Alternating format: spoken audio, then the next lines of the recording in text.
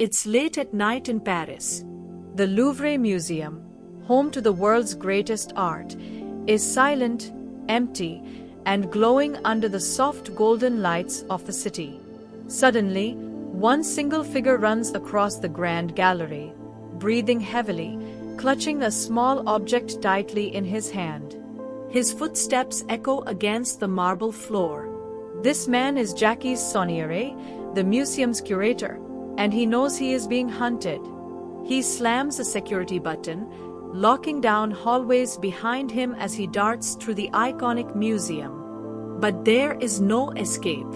A tall, frightening figure corners him. And within moments, the curator realizes an unavoidable truth: his time has come. Yet, with his final strength, he leaves behind a trail of mysterious clues only one very specific person can understand. This is the beginning of a chase, a mystery, and a secret so powerful that it has been protected for centuries. And tonight, in this summary, we begin unraveling that secret.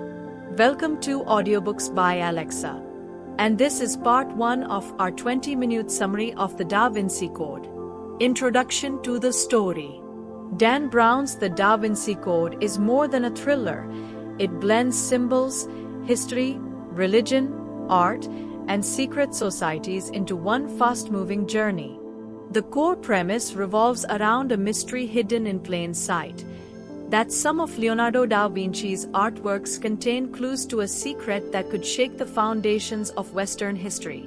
Our two protagonists, Robert Langdon, a Harvard symbologist, and Sophie Neveu, a cryptographer with a personal connection to the murder, find themselves thrust into this dangerous puzzle. The murder that starts it all. The story begins exactly where our hook left off.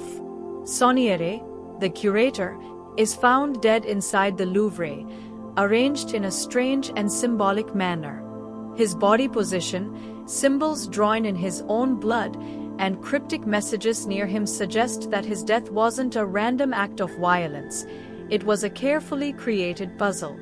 Because Langdon is an expert in ancient symbols and secret societies, the French police summon him, believing he can help decode what Sonnier left behind. But things take a sharp turn. Instead of helping the investigation, Langdon is suddenly treated as the prime suspect. The messages near the body seem to point directly to him. And just when the police are about to trap him, someone unexpected intervenes. Sophie Neveu enters. Sophie Neveu, a brilliant cryptographer with the French police, secretly warns Langdon that he is in danger. She tells him that the police captain is convinced Langdon is guilty and that he is moments away from arrest. What Langdon doesn't know yet is that Sophie is the curator's granddaughter. And the message found at the crime scene wasn't only symbolic, it was personal. Sonnier's last written words included a reference that only Sophie could understand. Sophie believes her grandfather left a coded message meant for her and for Langdon, because the two of them, together, can unlock the truth. Escaping the Louvre. Sophie devises a clever plan to help Langdon escape the museum. Through a series of quick-thinking moves and subtle misdirections, they break away from the police surveillance. But they can't just run. They must first discover the meaning behind the symbols left by Sonnier. In the process, they uncover hidden messages pointing toward a deeper secret involving the Priory of Sion, an ancient secret society that has guarded a powerful truth for centuries. Among the clues is a series of numbers, anagrams, and references to Leonardo da Vinci's works, including the famous Mona Lisa and The Last Supper. Each symbol pushes them deeper into the heart of a mystery that Sonnier dedicated his life to protecting. The Priory of Sion. As Langdon explains to Sophie, the Priory of Sion is believed to be a secret organization that has existed since the Middle Ages. Some claim it included famous historical figures like Isaac Newton, Victor Hugo, and yes, Leonardo da Vinci. According to historical theories, This group protected secrets related to early Christianity, secrets that the church would consider dangerous. And Soniere? He was the Grand Master of this organization. That means he held the highest level of the secret, and his murder is no coincidence. Someone wanted the secret destroyed. But what is this secret? And why are powerful groups willing to kill for it? The hidden message. As Sophie and Langdon decode the numbers and symbols, they discover that Soniere left behind a key. Not a physical key, but a clue, one that leads them to a hidden object called the cryptex. A cryptex is a cylindrical device invented by Leonardo da Vinci to protect secret messages. It can only be opened by entering a correct password. If forced open, the fragile container inside breaks and dissolves the message permanently in vinegar. This means Soniere left something extremely valuable, something he knew needed protection even from torture, betrayal, or death. This device becomes the heart of the mystery. The chase begins. As Langdon and Sophie flee through Paris, they realize multiple forces are hunting them. The French police think Langdon is guilty. A secretive religious organization wants to stop them from discovering the truth. And a brutal monk, acting on orders he believes are divine, is eliminating anyone connected to the Priory of Sion. In other words, Sophie and Langdon are running not just for answers, but for their lives. Teachings hidden in art. What makes this story truly fascinating is the idea that major artworks hide symbolic secrets. Langdon explains that Leonardo da Vinci often embedded coded messages in his paintings, clues about hidden knowledge, forbidden history, or underground movements. Sophie, who grew up around her grandfather's mysterious lifestyle, begins to realize that the puzzles were not just games. Her grandfather was training her. This revelation brings a mixture of shock, betrayal, and determination.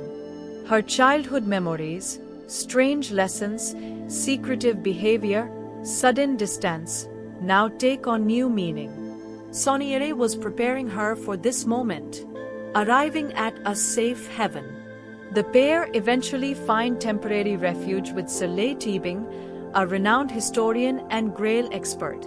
Teabing reveals staggering information about the central mystery, that the Priory of Sion has been guarding a secret related to the Holy Grail for centuries.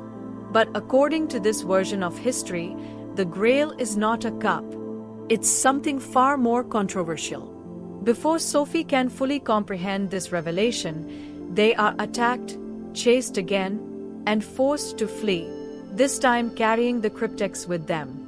And now, the stakes are higher than ever. The police chase them across borders. The assassin follows them with deadly devotion. And the truth they seek could rewrite history. The truth about the Grail. Teabing wastes no time. While traveling in secrecy, he reveals a theory he has studied for decades.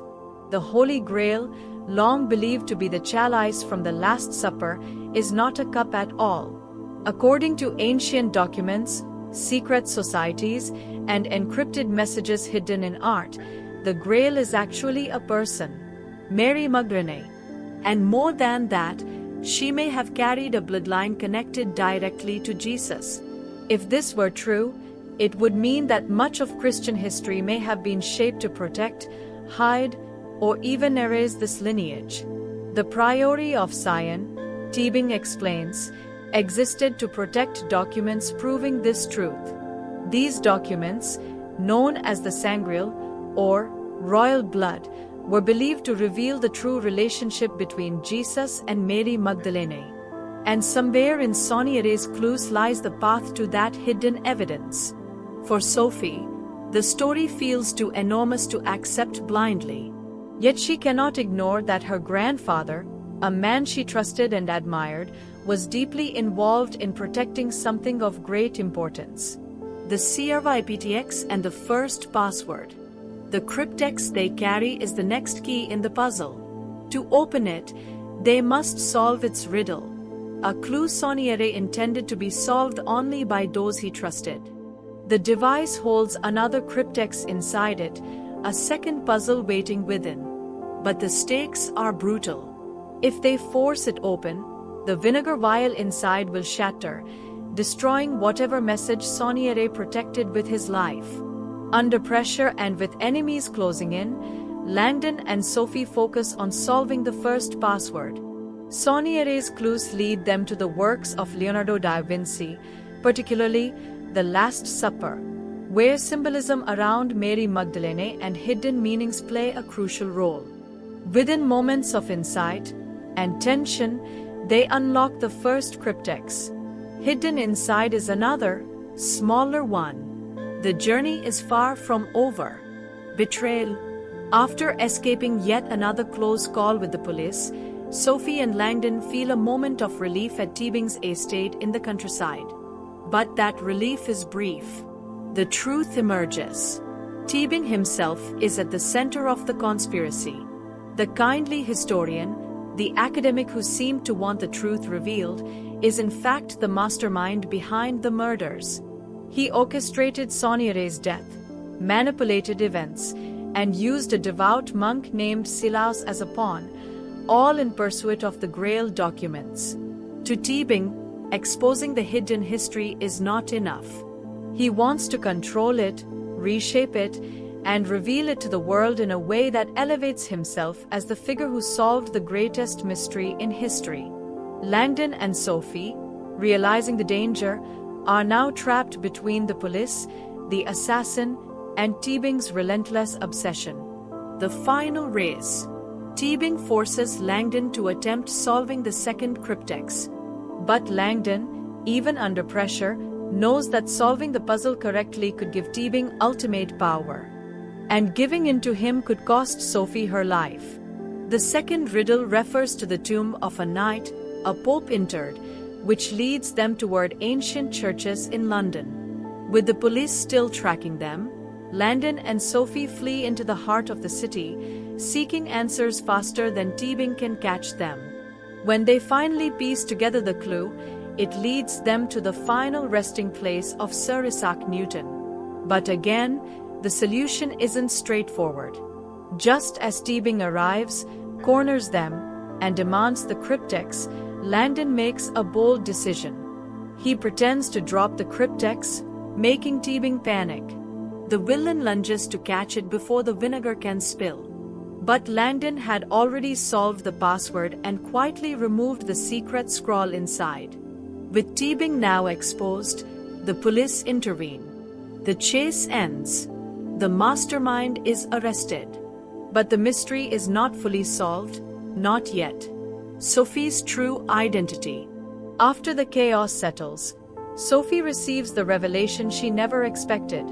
The reason she was kept away from her family, the reason her grandfather trained her in symbols and puzzles, and the reason she was the only one Soniere trusted with the clues.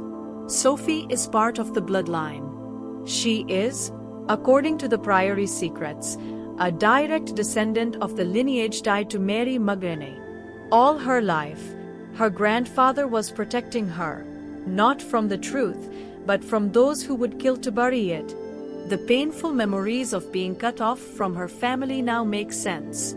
Langdon and Sophie travel to a remote location where the remnants of her family await her, a reunion that gives her back the identity she never knew she lost. The real location of the Grail.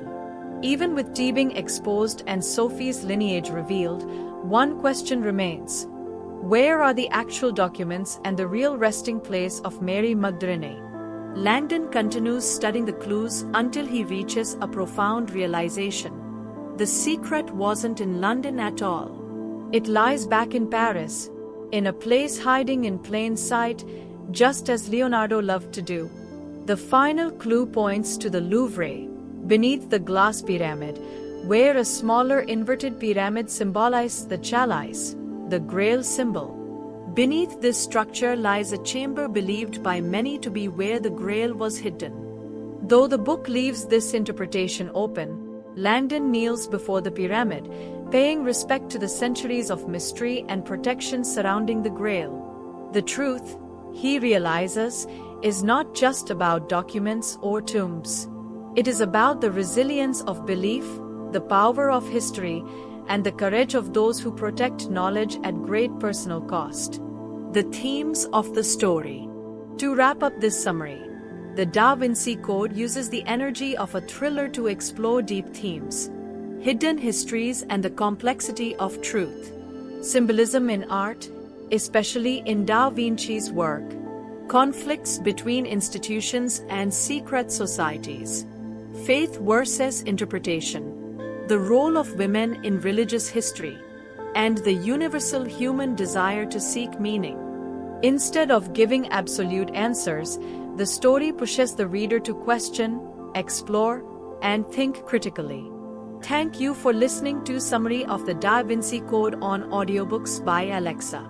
If you enjoyed this breakdown and want more summaries of best-selling thrillers, self-help books, and powerful classics, make sure to subscribe, like the video, and request your next book in the comments below.